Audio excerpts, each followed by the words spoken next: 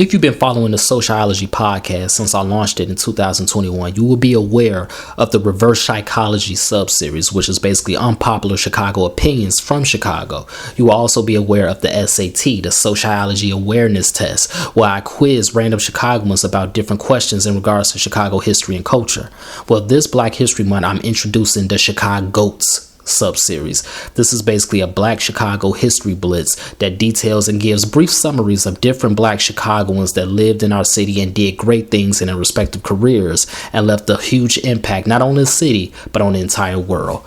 So without further ado, let's get into it. From Harold Washington to Harold's Chicken and everything in between and beyond, this is SoCHiology. There's a social media challenge floating around currently that's prompting people to post pictures of themselves when they were 21 years old.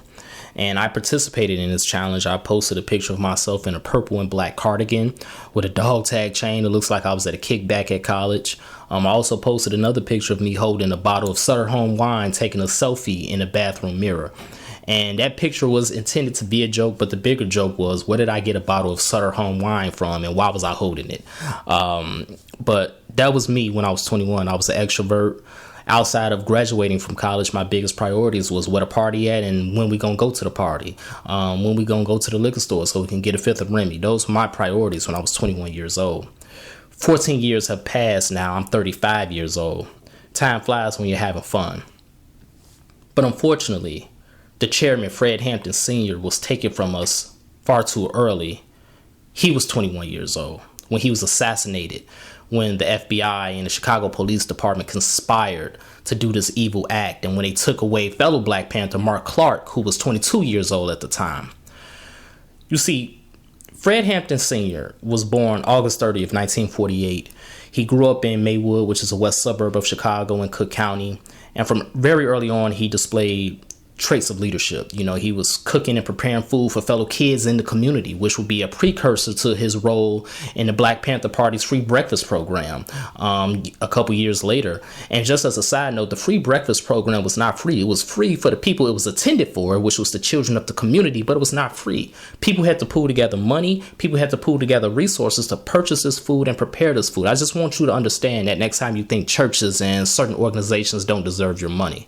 But back to the point at hand, Fred Hampton Sr. displayed traits of leadership very early on. He attended Proviso East High School in Maywood and graduated with honors and varsity letters in 1966.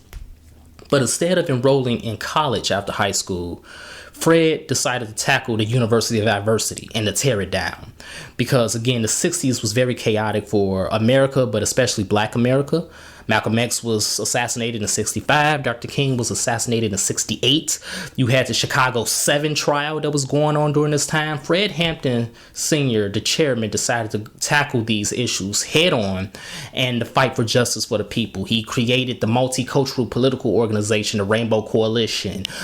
For a short time, he brought peace among some of the Chicago street gangs. And unfortunately, that was ended when COINTELPRO engineered a rift between the Black Panthers and the Black Stone Rangers. Fred Hampton Sr. was a great orator, which is why he instilled so much hope into so many Chicagoans and so many people across the country, because he was giving them life. He was giving them inspiration.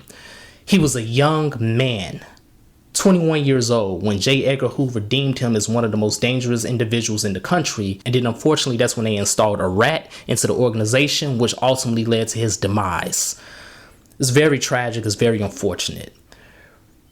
The chairman, Fred Hampton, never got a chance to meet his son, Fred Hampton Jr. At the time of his murder, he was the deputy chairman for the National Black Panther Party, and he was the chairman for the Black Panther Party here in Illinois. When you get a chance, listen to a former SoCHiology episode I did with Layla Wills.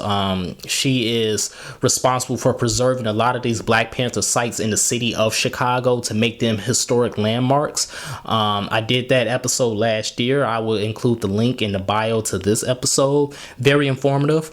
But the legacy and the power of the chairman, Fred Hampton Sr., still looms large to this day. And again, he did all of this in 3 short years.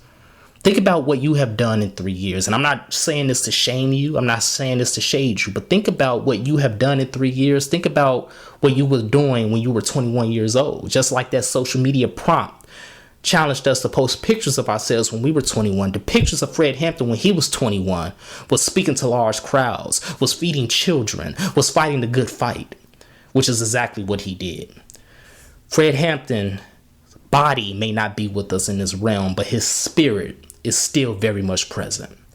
He currently rests at the Bethel Cemetery in Haynesville, Louisiana, which is where his mother is from. And like he always said, you can kill a revolutionary, but you cannot kill the revolution.